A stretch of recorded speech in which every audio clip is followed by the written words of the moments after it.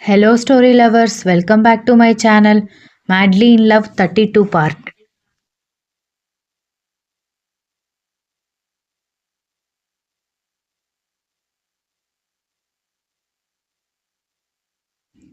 Yes doctor.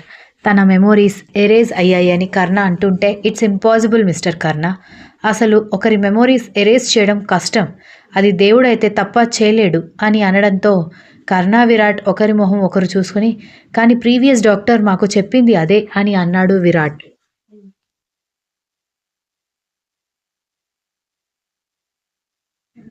No no, let me think అని doctor కాసేపు ఆలోచించి నాకు తెలిసిన ఫేమస్ సైకియాట్రిస్ట్ ఉన్నాడు.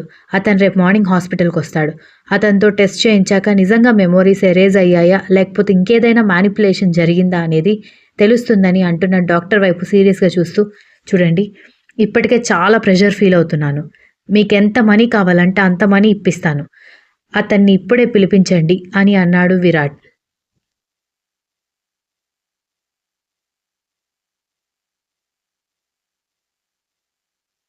విరాట్ తాపత్రయం, పైగా ఆ కేసు కూడా సస్పీషియస్గా ఉండడంతో వెంటనే సైకియాట్రిస్ట్కి ఫోన్ చేసి విషయం అంతా బ్రీఫ్గా చెప్పి హాస్పిటల్కి రమ్మని చెప్పడంతో అతను మరొక హాఫ్ అన్ అవర్లో వస్తానని చెప్పాడు.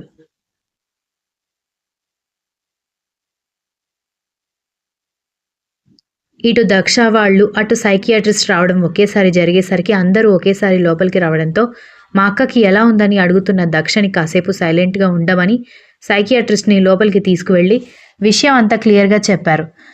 దాంతో దీక్షితని కాన్షియస్లోకి తీసుకువెళ్ళి నిజాలు బట్టబయలు చేయించడం కోసం లోపలికి తీసుకువెళ్ళి ఒక గంట సేపటి తర్వాత బయటకొచ్చారు.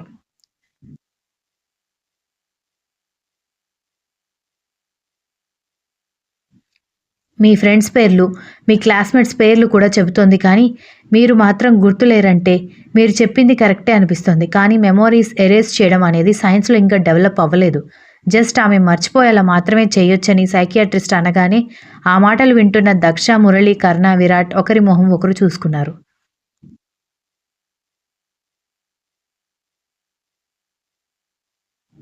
మీరేం చెప్పాలనుకుంటున్నారో క్లియర్గా చెప్పండి డాక్టర్ అని కర్ణ అడగడంతో ఆ అమ్మాయికి విరాట్ గుర్తులేడు.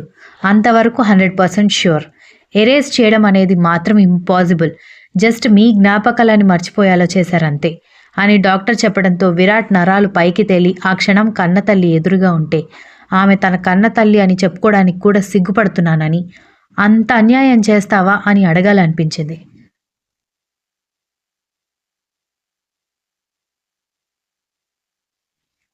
ఇప్పుడు విరాట్ గుర్తు రావాలంటే ఏం చేయాలి అని కర్ణ అడుగుతుంటే ఐ థింక్ వీళ్ళ మదర్ తనని ఎప్పుడో పర్సనల్గా కలిసి వార్నింగ్ లేదా మెంటల్గా విసిగించడం లాంటిది చేసి ఉండొచ్చు.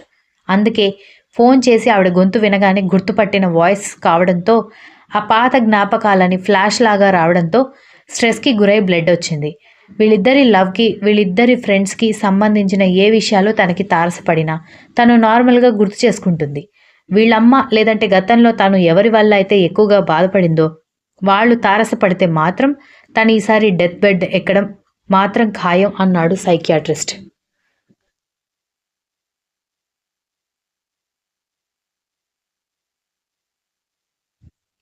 ఆమె మర్చిపోవడానికి యూజ్ చేసిన థెరపీ ఏంటని డాక్టర్ అడగడంతో సమ్ బిహేవియరల్ థెరపీ, సైంటిఫిక్గా దాన్ని సైకో డైనమిక్ థెరపీ అంటారు. దీని ద్వారా బ్యాడ్ మెమొరీస్ని మర్చిపోయేలా చేయొచ్చు. విరాట్ ఆ అమ్మాయి లైఫ్లో జీవితాంతం కావాల్సిన మనిషి అయినా కూడా అతని మెమొరీస్ని మర్చిపోయేలా చేశారు అని అన్నాడు సైకియాట్రిస్ట్.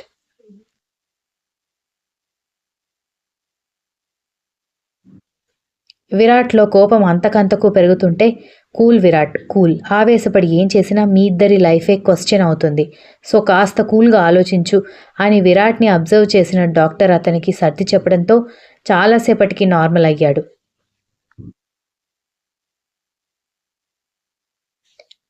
ప్రస్తుతానికైతే తన దగ్గర ఈ విషయాల గురించి ఏం మాట్లాడకండి. మెయిన్గా మీ అమ్మ వాయిస్ మాత్రం తనకి వినపడకుండా చూడండి అని మరీ చెప్పి సైకియాట్రిస్ట్ ఇంటికి వెళ్ళిపోవడంతో అసలు ఇక్కడ ఏం జరుగుతుందో మీరు చెప్తారా? మా అక్కకి ముక్కులో నుంచి చెవిలో నుంచి బ్లడ్ రావడం ఏంటి? నాకు చెప్పకుండా హాస్పిటల్కి తీసుకురావడం ఏంటని దక్ష అరుస్తూ ఉంటే డాక్టర్ చెప్పిందంతా విన్నాం కదా అక్క. ఆ రోజు విరాట్ గారు చదివిన కాలేజ్ గురించి తెలిసి అందరి పేరు గుర్తున్నాయి కానీ విరాట్ గారు మాత్రం నాకు గుర్తులేరని అక్క చెప్పినప్పుడే మనకి డౌట్ వచ్చింది కదా. ఇక్కడ అంతా క్లియర్ అయిపోయింది. కాకపోతే పాస్ట్‌లో అక్కకి, విరాట్ గారికి ఉన్న సంబంధం ఏంటనేదే కాస్త అర్థమయ్యి కానట్టుగా ఉంది అన్నాడు మురళి.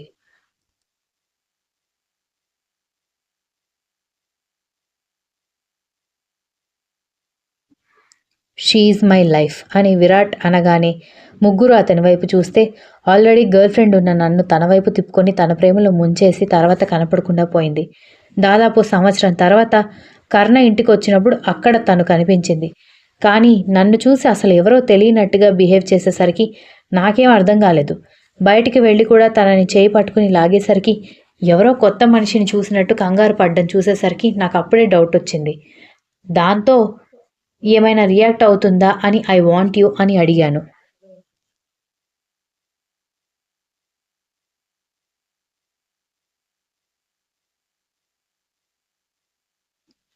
సగటు ఆడపిల్లలాగా రియాక్ట్ అయింది కానీ ఎందుకు విరాట్ ఇలా మాట్లాడుతున్నావని తను నన్ను అడగలేదు. అక్కడే తేడా కొట్టింది. అదే టైంలో మీ అక్క కొన్ని మెడిసిన్స్ వాడడం చూసి అవి తీసుకెళ్ళి డాక్టర్కి చూపిస్తే కొన్ని రోజుల ముందు యాక్సిడెంట్ అయినప్పుడు దానికి సంబంధించిన మెమొరీస్ ఏమైనా పోయి వాళ్ళు మళ్ళీ మంచి లైఫ్, న్యూ లైఫ్ స్టార్ట్ చేయాలి అనుకున్నప్పుడు మెమొరీస్ ఎరేజ్ చేసిన తర్వాత సైడ్ ఎఫెక్ట్స్ రాకుండా ఈ టాబ్లెట్స్ వాడడానికి ఇస్తారని నాకు తెలిసింది.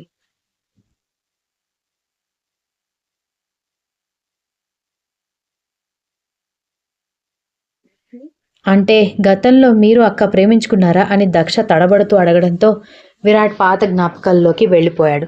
3 సంవత్సరాల ముందు.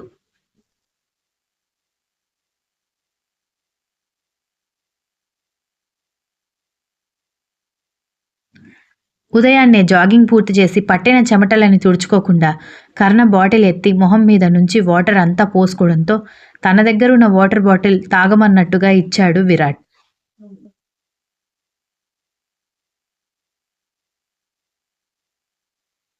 విరాట్ ఇచ్చిన వాటర్ బాటిల్‌లో నుంచి వాటర్ తాగి తిరిగి విరాట్‌కి బాటిల్ ఇచ్చేసి అక్కడే ఉన్న గడ్డిలో ఇద్దరూ కూర్చున్నారు. మీ బాబు ఇంకా క్రికెట్ నేర్చుకోమని పోరు పెడుతున్నాడా అని వాటర్ తాగుతూ విరాట్ ఆయాసం తీర్చుకుంటూ అడుగుతుంటే అది రోజూ ఉండేదే. బట్ నేను లెక్క చేయనని నీకు తెలుసు కదా అన్నాడు కర్ణ సైడ్ స్మైల్‌తో.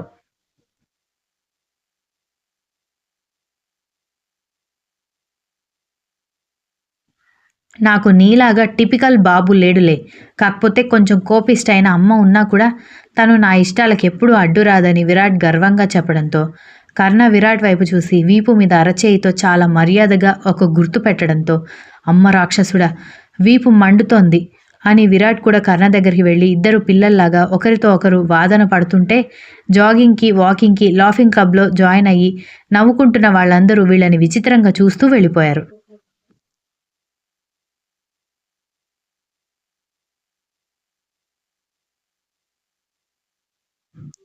కాసేపటికి ఎవరికి వాళ్ళు బాయ్ చెప్పుకొని ఎవరి కారులో వాళ్ళు ఇంటికి వెళ్లారు.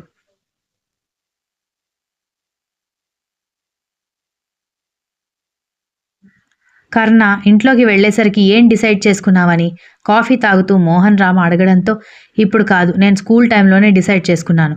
నా గోల్ ఎప్పుడు వాలీబాల్ ఓన్లీ అని కర్ణ స్ట్రాంగ్గా చెప్పడంతో మోహన్ రామ కోపంగా చూస్తుంటే వాడి ఇష్టాలని ఎందుకండి కాదంటారు. అయినా ఏదైనా స్పోర్ట్సే అయినప్పుడు క్రికెట్ ఆడితే ఏంటి, వాలీబాల్ ఆడితే ఏంటని శాంభవి చెబుతూ ఉంటే నువ్వు నోరు మూసుకో. క్రికెట్ అకాడమీ నడిపే మోహన్ రామ కొడుకు తండ్రి అకాడమీలో కాకుండా వేరే అకాడమీలో వేరే గేమ్ నేర్చుకుంటున్నాడని తెలిస్తే ఎంత అవమానమో తెలుసా అని అన్నాడు కోపంగా.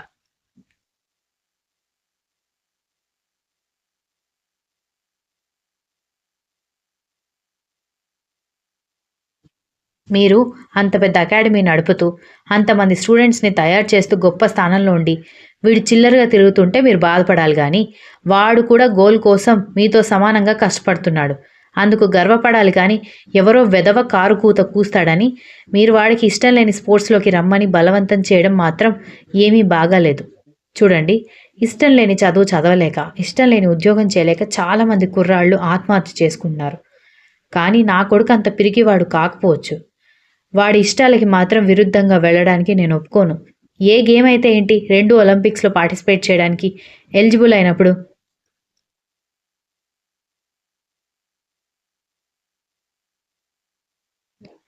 పైగా వాడికి నచ్చిన గేమ్, వాడికి బాగా ప్రాక్టీస్ ఉన్న గేమ్ అయితే ఇంకా ఈజీగా వాడు మెడల్ కొట్టగలుగుతాడు. లేదంటే వాడి మొండితనం మీకు తెలుసు కదా! మీరు బలవంతంగా క్రికెట్‌లోకి లాగడానికి ట్రై చేస్తే కావాలని ఓడిపోయి, అప్పుడు మిమ్మల్ని అవమానించే వాళ్ళకి ఛాన్స్ ఇస్తాడు. ఆ తర్వాత మీ ఇష్టం అని చెప్పి వెళ్ళిపోయింది శాంభవి.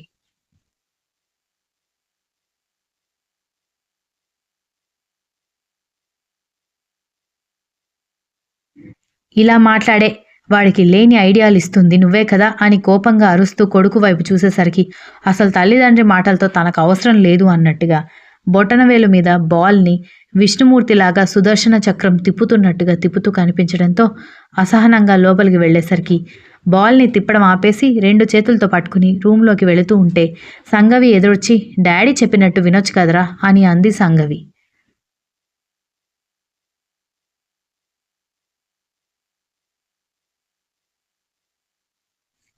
నీ చచ్చుపుచ్చు సలహాలు నాకు అనవసరం. నీకు ఫ్యాషన్ డిజైనింగ్ అంటే ఇష్టం. కానీ డ్యాడీ గట్టిగా చెప్పాడు కాబట్టి ఆయన బిజినెస్‌లోకొచ్చావు. సో, నేను నీ అంత చేతగాని వాడిని కాదు. నువ్వెళ్ళి ఆ చైర్‌లో కూర్చో. నాకు సజెషన్స్ ఇవ్వకని పొగరుగా చెప్పి వెళ్ళడంతో అక్క నాన్న రెస్పెక్ట్ లేకుండా వీడి పొగరు చూడు మమ్మీ అని అరుస్తూ సంగవి కిందకి రావడంతో వాడన్న దాంట్లో తప్పే ఉంది. నువ్వెలాగో నీ గోల్ కోసం ప్రాపర్ స్టాండ్ తీసుకోలేకపోయావు.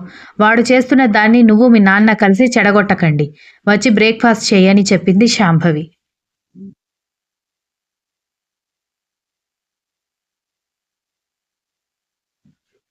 అవునవును. మీ ఆయన చెప్పాడని నీ ప్రొఫెషన్ వదిలేసుకొని హౌస్ వైఫ్‌గా ఉండిపోయిన నువ్వే చెప్పాలి. గోల్స్, యాంబిషన్స్ గురించి అని సంగవి వెటకారంగా చెప్పడంతో తల మీద ఒక్కటి పీకి నేనొకరికి భార్యని. అంతేకాకుండా ముగ్గురు పిల్లలకి తల్లిని కాబట్టి నేను ప్రొఫెషన్ వదిలేసుకున్నా ప్రాబ్లమ్ లేదు. పైగా నేను నా యాంబిషన్ రీచ్ అయ్యాకే మీ నాన్న చెప్పాడు కాబట్టి వదిలేశాను కానీ నువ్వసలు నీ యాంబిషన్ కోసం ఏ స్టాండ్ తీసుకోకుండా దాన్నొదిలేసావు కదా! నీకు నాకు చాలా తేడా ఉంది. నోరు మూసుకొని తిను అని చెప్పింది శాంభవి.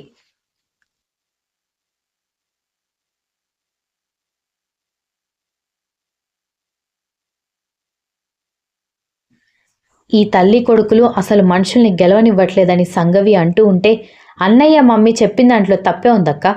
నువ్వు డాడీ కోసం కాంప్రమైజ్ అయ్యావు. మమ్మీ తన గోల్ రీచ్ అయ్యాక డాడీ చెప్పాక తనకి సాటిస్ఫాక్షన్ ఉంది కాబట్టి వదిలేసింది. లేకపోతే ఇంటి మొత్తాన్ని మేనేజ్ చేస్తూ బయట మాత్రం డాడీ చాటు భార్యలాగా ఉండే మమ్మీ అంత ఈజీగా తన ప్రొఫెషన్ ఎలా వదిలేస్తుంది అనుకున్నావు? బట్ అట్లీస్ట్ నువ్వు ట్రై కూడా చేయలేదు. అన్నయ్య స్ట్రాంగ్‌గా తన యాంబిషన్ కోసం ట్రై చేస్తున్నాడు. ఇద్దరు కలిసి దాన్ని చెడగొట్టకండి అని అంటూ ఇంటర్ చదువుతున్న స్నేహ రావడంతో ఓసి బుడంకాయ్ చివరికి నీకు కూడా చులకనైపోయానా అని అరుస్తూ అక్క చెల్లెలిద్దరూ వాదించుకుంటూ ఉంటే ఇద్దరికి వాత పెడతాను సైలెంట్‌గా తినండి అని శాంభవి గరిటె తీసుకొచ్చి బెదిరించడంతో నోరు మూసుకొని బ్రేక్‌ఫాస్ట్ మీద దృష్టి పెట్టారు.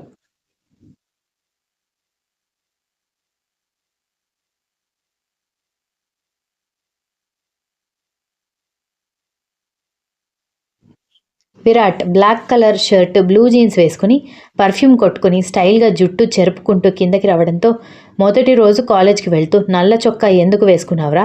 అని అడుగుతున్న తల్లి వైపు చూసి అమ్మా నేను కాలేజ్‌కి మొదటి రోజు వెళ్ళట్లేదు. ఆల్రెడీ 2 ఇయర్స్ అయిపోయింది. థర్డ్ ఇయర్‌లో ఫస్ట్ క్లాస్ ఈ రోజు కాబట్టి వెళ్తున్నానంతే. ఏమైనా సెంటిమెంట్స్ ఉంటే నిజంగా మొదటి రోజు చూసుకోవాలి కానీ ఇలాంటి టైంలో కాదు అని అన్నాడు విరాట్. ఒకవైపు సనా తన కోసం వెయిట్ చేస్తానని చెప్పడంతో అర్జెంటుగా వెళ్లే తొందరలో పదే పదే వాచ్ చూసుకుంటున్నాడు బాబు.